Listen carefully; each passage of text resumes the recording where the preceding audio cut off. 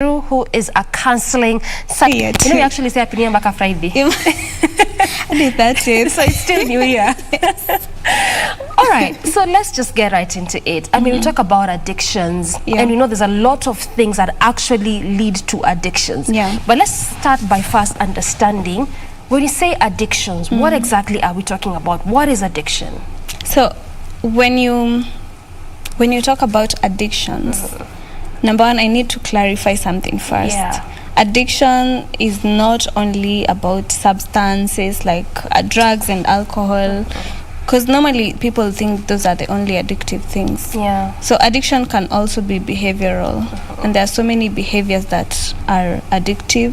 Things like shopping, things like gambling, you know, working. Some people work too much. So we are going to be talking about all those. And so how do you define addiction? Addiction is a strong or compulsive force, or, you know, when you're doing something too much and you can't stop it, and there are consequences, but you're not even noticing it.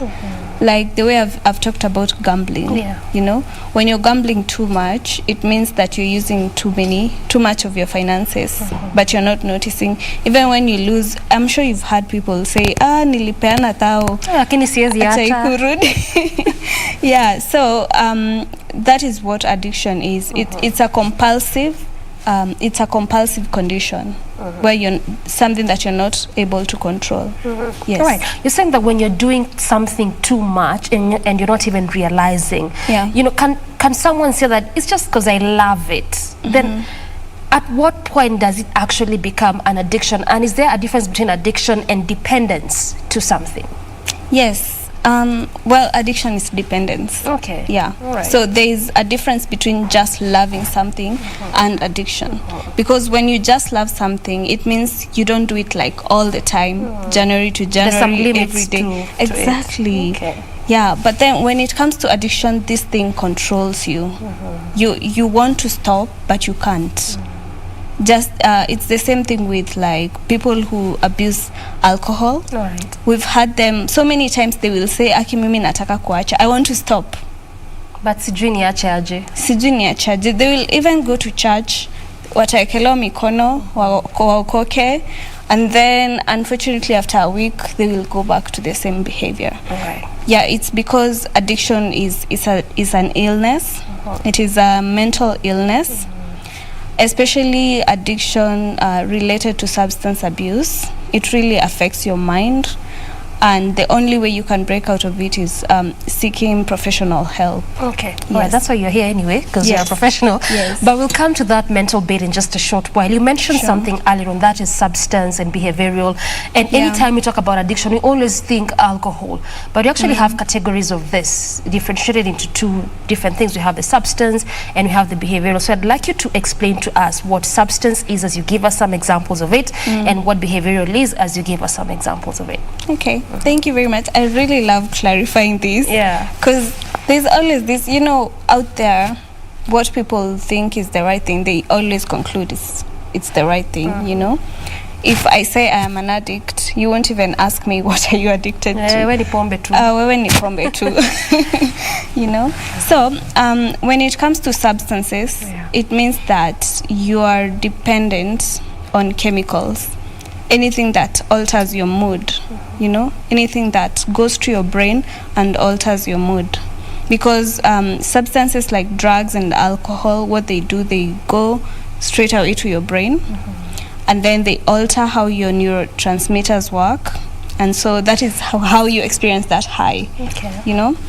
But then when it comes to the other form of addiction, that is behavioral addiction. That is when you're addicted to doing some things. Some people are addicted to masturbation, sex, pornography, you know. That falls under behavioral. Yes, that falls under behavioral. Because it's not going to your brain, as in it's not altering your mood. You're not putting it into your body, right? It's something you're doing. you're enacting. All right. Yes. Okay, makes a lot of sense. At least now we know there's a difference between substance and behavioral. And when we talk about addictions, it's not just necessarily a team unapenda tu kunywa pombe. There are actually other forms of addictions. Yes. Of all this that we're talking about, whether substance, behavioral, regardless, which one is the most common a form of addiction that is really abused so much that also for you as a practicing professional psychologist that you've actually encountered even with your patients? Sorry, from the behavioral category? Just in general. In general. Okay, of course, substance addiction is more common. It's the most common because then we have so many rehabilitation centers in, say, Nairobi alone. And all of them, 90% of the people there have substance addiction, right? Very few people will go to rehab because they have sex addiction or because they have gambling addiction. It's uncommon, you know? But then also when we come to behavioral, I would say social media, gambling, shopping. Shopping is actually an addiction. Shopping is an addiction. It's not just a hobby. People say, you know, it's my hobby. I love to shop. Yeah. Some people have started coming out about it and saying they are actually addicted because they are trying to stop, but they can't. You find that anytime your salary comes in, the first thing you do, Jumia, you know? And it's so addictive. Another addiction that is very common is... Sorry, I don't know, forgotten. But all right, fine. You talked about that sex addiction and you just tried to compare it to the fact that most form of addictions are actually the substance kind of addictions. So even when you talk about the behavioral and specifically the sex one, is it that people just don't talk about it, yet it's actually one of those commonly abused form of addictions, or is just that it does not fall under the category of most commonly forms of addictions that are actually abused? Well, I would like to say it's because people don't like talking about Don't talk about because it. they are in denial. Okay. You know, how can I be addicted to sex? You know, and if I tell people that I am addicted to sex, they'll judge me. You know, they'll judge me more than they would judge someone who is addicted to alcohol because, well, there are so many people who are addicted to it. You know, so there's that social stigma that prevents people from talking about it. But fortunately, right now people are starting to, you know, create awareness about it, and more people have started realizing that they're actually suffering from it. And they're actually talking about it. So, sorry, I just remembered the other addiction. That the most commonly abused? Yes. All right. It's masturbation. Because I've had so many people reach out to me about it, especially men. I think masturbation affects men more than it affects women. Okay. And it's because also of social stigma. I think growing up, men are not taught to love their bodies. So they are taught that only a woman is supposed to appreciate them, you know, and sexual satisfaction is supposed to come from a woman. So anytime they do it themselves, the guilt that comes with it, it's a lot, you know. And unfortunately, for people who are masturbating, then they'll have to be, most of them have to also have porn addiction. So they go hand in hand. Anytime I watch porn, I masturbate, you know. And you know, when you watch porn, that person who you're watching on the screen, you don't have to please her. She's just there to please you, you know. And then there are varieties of everything that you want to see, you know. So the minute you meet with a woman, you're not able to stay in the present moment because you're used to fantasizing from whatever you see from the screen. So you find it easier to, you know, look at the screen, finish up, and go wherever you're going. And with time, it becomes a habit, and then with time, it becomes a disease of addiction. Or it becomes actually a disease of addictions. And it looks like when it comes to men, this is actually one of those most prevalent form of addictions. From your practice as a counseling psychologist, what are some of the steps that you perhaps take men through? Because the way you've mentioned is that you actually get to hear this more from men as opposed to women. So how do you take them through then in terms of how they can perhaps get to stop it? Because as you've mentioned, it's actually not just an habit as it forms. It gets to become a disease. Very good. Thank you so much for that question. Well, normally when a client comes in for counseling, for whatever reason, we normally take them through screening first to, establish what exactly is going on. Like, I will not send you to a rehab if I haven't screened you and actually assess that you have an addiction problem, So we will do an assessment first for sex addiction or masturbation, and then we see the extent to which it has gone, because sometimes you might also be paranoid about it. Maybe you did it once or twice and then you are like, wow, I'm addicted, because it happens. So after that, we do an assessment. An assessment is where you take the information of the client, you get to know their background. Just to interject a bit, this screening involves, is it a conversation you have with the client? No, okay, a screening is like a test. All right. Yes, it's a test where I ask you questions.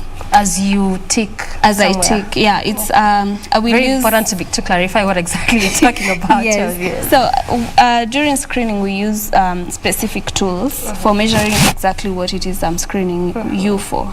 Okay. So maybe I'll ask you, maybe how many times do you do it?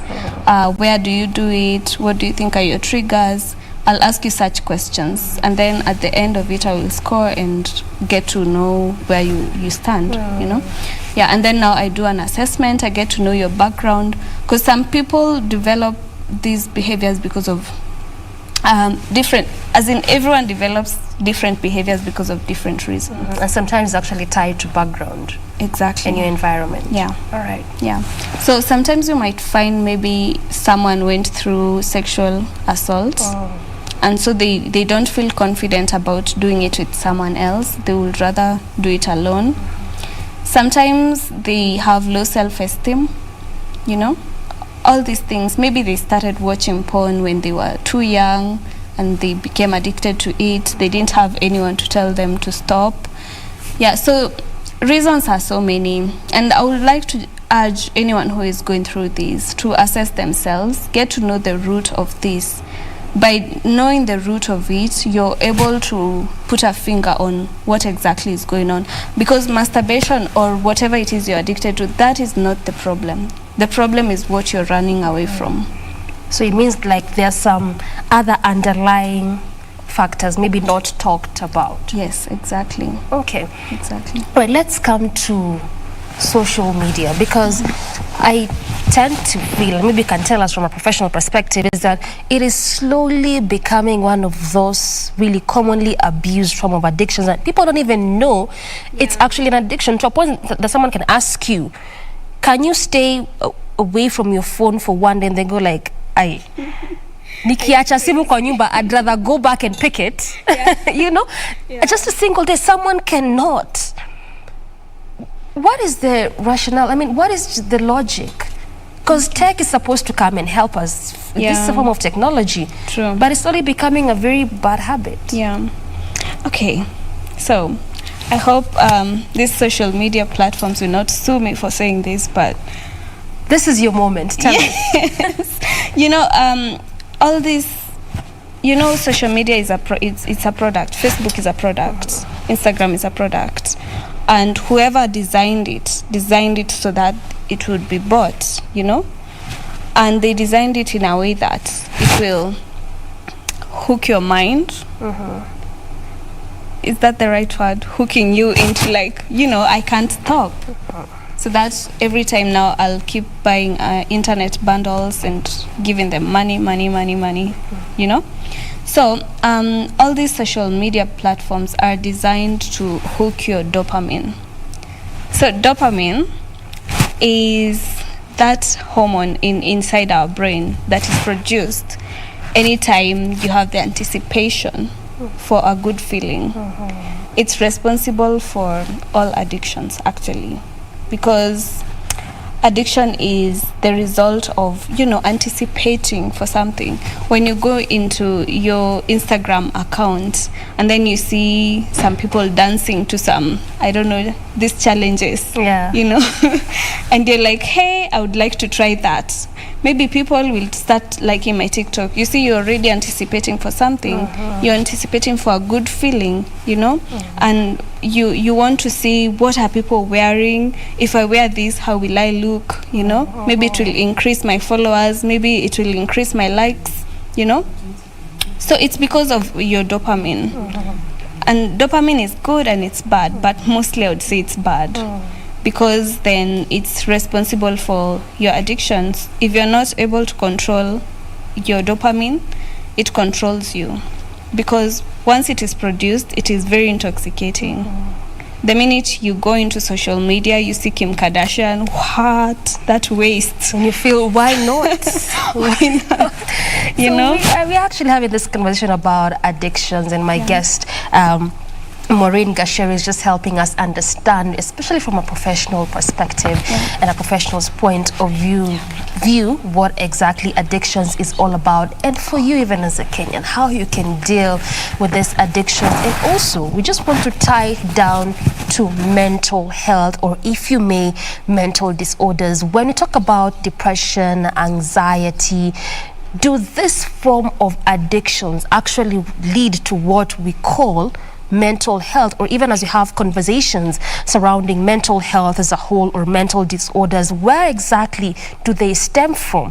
Do they stem from these addictions? Do they just come from the fact that I just don't feel okay? Where exactly do they come from? And can we actually tie addictions to mental health? Yeah, definitely. And from my point of view, I'd say mental health issues cause addiction, not the other way around. So it's not the other way around? Yes, from my point of view. Maybe other psychologists have a different view. Because I believe people engage in certain behaviors because they're running away from something. Okay. If I feel depressed, I will turn to alcohol so that I feel happy. Is this what you are calling the underlying issues not talked about, underlying factors? Yes, very good. Right. If I'm feeling anxious about maybe approaching a girl I like or a boy I like, and there's alcohol here and I believe it's going to boost my confidence, I'm definitely going to take it. And then with time, there is tolerance in my body. I can't, when I take one bottle, it doesn't give me the high I want. So I turn to 2 bottles, 3, 4, 5, you know, trying to get the same high, you know. So that is how addiction is formed. Yeah, so I believe the best way for seeing the relationship between addiction and mental health is looking at it from the point of view of what are you running from. When you go into that shopping site and make all those orders for all those dresses, what is it that you're trying to run from?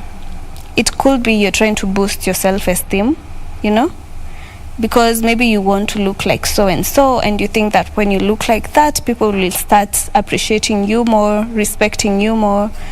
So it's high time you could even take a pen and a paper and try to write actually what is it that I'm trying to run away from, you know. It could be maybe you've gone through a loss. Maybe you lost someone through death, or it was a breakup, you lost a loved one, you know, and you're trying to gain control. You're trying to get back to normal. So you have to do some compulsive things so that you convince yourself that you're still okay, you know. Yeah, unfortunately, that is how addiction is formed. All right. Yeah. At least we've tried to just unpack a bit about the addiction and trying to understand even how we can tie it to mental health. Looks like we're really out of time. We would have continued this conversation. But nonetheless, thank you so much, Maureen, for coming and talking to us, especially from a professional point of view, and trying to make us understand at least a bit about addictions and how people can also deal with that. Okay. And that has been our conversation on our lifestyle segment. This is where we bring this conversation to a close. Many thanks for watching. I'm Doreen Arange Okelo on behalf of the entire team. Till tomorrow, good morning.